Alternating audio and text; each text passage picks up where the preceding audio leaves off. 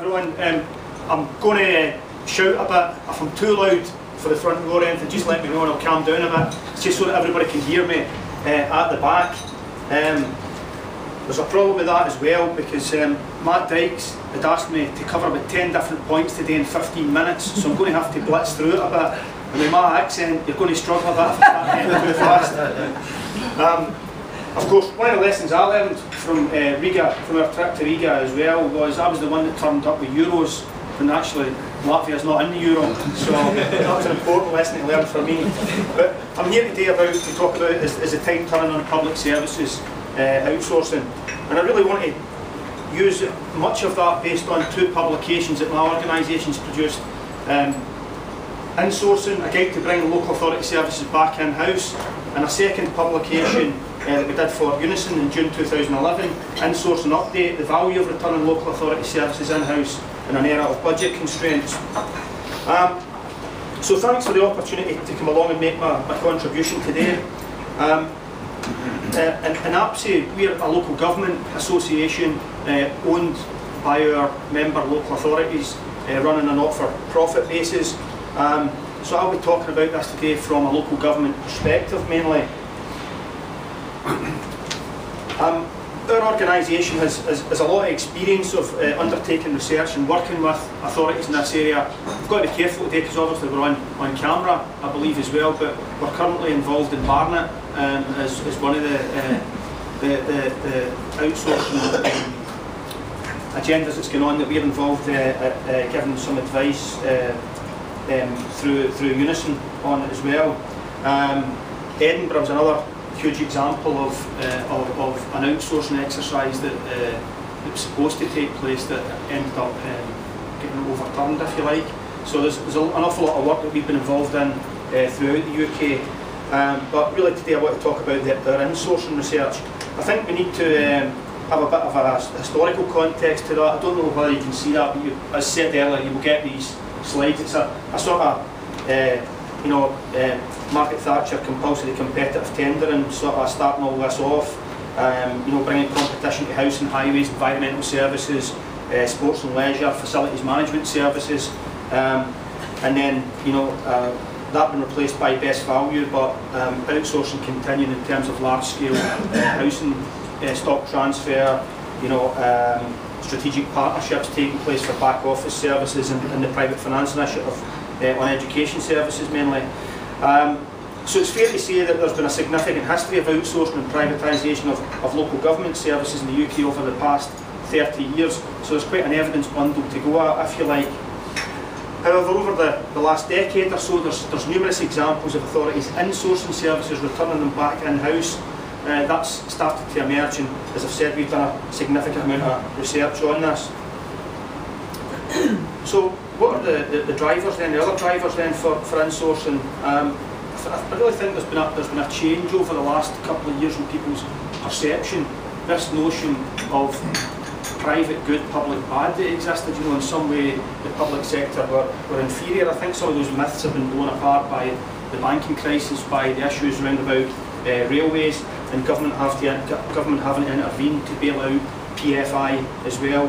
All that about taking capital finance off the public sector borrowing requirement. Well, when it all went wrong, it all ended up backward, didn't it? So that kind of myth was blown apart. Some of the other potential reasons then for outsourcing services is that the private sector is more innovative or entrepreneurial, or can achieve higher levels of performance, creating greater customer satisfaction. Well, again, I think there's very limited evidence of that, and I think we need to challenge some of those orthodoxies that exist around about that. It's very unfortunate, in my opinion, that the Audit Commission has been abolished. If you looked at the work that they did around the value for money studies, around comprehensive performance assessment, it identified that local government, the sector I work in, was rapidly improving over an 8 or 9 year period. And I think it's unfortunate that evidence base is not going to be there anymore. But I wonder why that is. Of course, local government's also seen a number of recent high-profile market failures Connaught and Rock going bust in the house and maintenance sector, leaving numerous authorities to deal with major difficulties.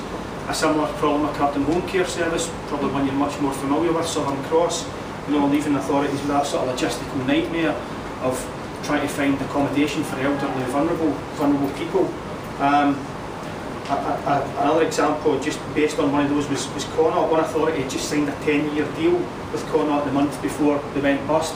And of course, more recently, the last few months, we've seen all the problems with Michelle. We've seen A4E and the G4S fiascos. So I think there's a whole host of reasons why confidence in outsourcing is starting to be undermined a bit. Steve's already just mentioned this report, but I think this was important as well. This is one of the sort of drivers for us doing our research. That report by Deloitte that came out in 2005, and why so many major American companies were now insourcing services that were previously outsourced. And it was just really as a result of the outsourced services failing to live up to the promises. That's what it really boils down to. But it's worthwhile Googling Deloitte's insourcing, and you get a whole host of material around about this.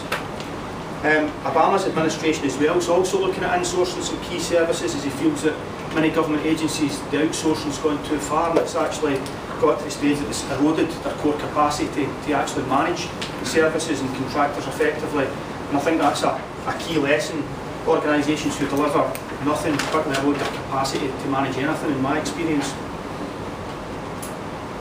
Our initial research then, Insourcing, a guide to bringing local authority services back in-house, showed that in over 50 case studies that we examined, the reasons behind the insourcing were pragmatic and not dogmatic.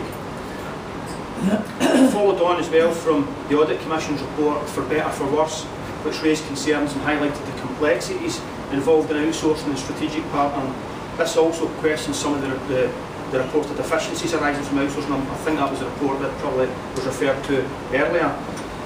Authorities who entered into large-scale, long-term strategic partnerships have found it difficult to negotiate efficiencies required under government targets, as the contractors were contractually committed and were unwilling to give up their profits. I've also heard a number of horror stories recently in the last year or two where authorities who were signed up to those sort of longer-term deals have had the pain coming along of 28% cuts, going to their contractor partners and asking them for, what are you going to do to help us with this situation, to have a contract waved in their face saying, this is what we signed up to, so tough. And therefore, of course, the cuts then fall disproportionately back on the bits of the authority that are still in-house. And that's an important issue as well. Entering into those long-term deals as well is obviously very difficult just by the nature of it. I mean, if you think of where we were 25 years ago with the environment and where we are today, how could you possibly have written a contract 25 years ago that would still be relevant today in terms of the environmental changes that have taken place? You would need to have real vision to have foreseen that. I need to tell you a story as well. I heard this actually from the leader of a large county council in Middle England.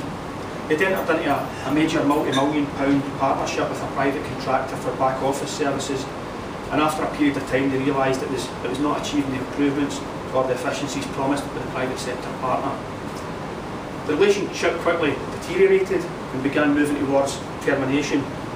The partner then decided to criticise the council in the press, and when the council decided to hit back, it found its press office unwilling to do so. Of course, they were now employed by the private sector partner. And that's how ridiculous some of these situations get to. I've got numerous other examples where councils were promised the earth in terms of employment and regeneration of their local areas and returning dividends back to the local authority through joint venture companies and strategic partnerships. And in the main, lots of that fails to emerge.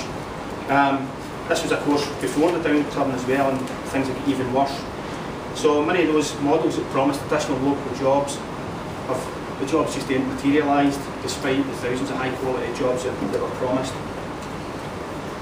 So getting back to the insourcing research, our second publication, Insourcing Update, the value of returning local authority services in-house in an era of budget constraints, looked at a further 50 case studies and backed up many of the findings of the initial research. We found that services right across the scope of local authority delivery were being insourced, from administrative and back office to street scene services such as grounds maintenance, street cleansing, refuse and waste. A number of these services, these authorities, although not exclusively, were from Southern England, and it's perhaps noticeable that this area embraced outsourcing earlier and more freely than the rest of the country, and has therefore gone through that life cycle, if you like, of outsourcing the contract, hitting problems, investing time trying to make the thing work, and then ultimately realising that the only guaranteed solution is to bring the service back in-house. Another important point, I think, a high proportion of these councils were Conservative, Lib Dem, or no overall control, which I believe demonstrates the point that this has been done for pragmatic reasons and not ideological ones. The four most quoted reasons for bringing services back in-house were poor contractor performance, a need to improve the quality of the service being delivered in order to achieve value for money, workforce problems encountered including poor career development opportunities and a lack of motivation among staff, and finally a need to address poor customer satisfaction levels. An example of this, again then, is the Oldham case study, where the refuse collection contractor slashed the terms and conditions of staff, used a fleet of trucks that were that old they were creating a pollution hazard to the local environment, and public satisfaction was through the floor. Is it any wonder the council brought that service back in-house? The benefits that authorities felt they'd achieved by insourcing were improved performance, enhanced governance capability, significant cost efficiencies, higher degrees of citizen satisfaction, and a greater ability to influence the local economy both directly and indirectly. I think this is a point backed up by a different piece of research that we did in Swindon, titled the Economic Footprint of Local Government. The research showed that procurement and employment spend, that examined the procurement and employment spend of a large multifunctional direct service organisation. This showed that for every pound a local authority spends directly on its services, an additional 64p circulates in the local economy. And we've done this in West Lothian as well, and found an even higher figure related to that. But of course this is because of the lack of leakage from the local area, with 96% of the Swindon services workforce living in the main two Swindon area postcodes and spending 53p of every pound of earnings in the local economy. A service, firstly you need to do your analysis of current service delivery, identify how that is performing. I think you need to benchmark that against the potential opportunity for savings. I think thirdly you've got to prepare an in-house bid. You've got to prepare not just a public sector comparator but a serious in-house alternative. The fourth step is bringing the service back in-house, transferring that service, and the fifth is actually ensuring that you've got the delivery capability to deliver the service in-house. It's not easy, but it's been done, and it's been done in numerous areas across the country. So overall, what we found was that despite all the myths and attempts to portray in-house services as old-fashioned, monolithic and bureaucratic against a private sector capable of innovation, entrepreneurship and achieving value for money, it's often the case that in-house services can be equally as dynamic and efficient as their private sector counterparts. I've already said my views about transformation. I think we need to work on continuously improving public services. We've got to deliver efficiency and effectiveness. We've got to continually challenge the processes that we undertake and re-engineer services from within. We also should continue to expand across public sector partnership work, and I think that's important also. But to me, the area I work in, local authorities have demonstrated their capability to be competitive through the CCT year, their ability to continuously improve during best value, to deliver efficiencies during the government's efficiencies programmes, but most of all they've proven themselves to be the most flexible, cost-effective, guaranteed mechanism for delivering citizens the services they deserve in the longer term. I think our research demonstrates that insourcing is a phenomenon that is growing and expanding in the UK, I suspect that given the budgetary pressures faced by many local authorities, they'll view this as a sensible value for money option, and hopefully people will learn from the early examples that we've done in those two publications.